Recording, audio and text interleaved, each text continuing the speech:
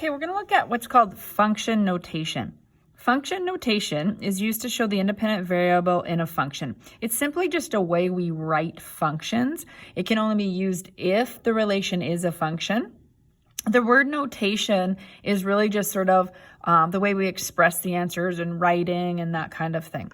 So what we're going to use is this. Now this has an f, open up a bracket, small x, close the brackets. The way we read this is f of x, all right? So the value of the function depends on the independent variable x is what this is saying. Basically, f of x here replaces y in an equation. So y is equal to f of x. And so every time you see an f of x in an equation, you can think about it as the dependent variable y. Any variables can be used, so we may have g of x, h of x, etc. If it's a word problem, we use whatever variables match our word problem.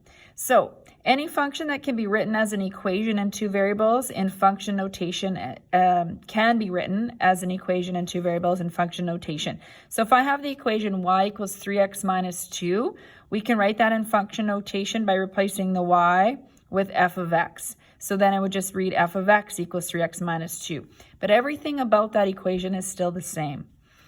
If we have d equals 4t plus 5, because our variables aren't x and y now, we just use the d and the t variable. So this would be d of t equals 4t plus 5.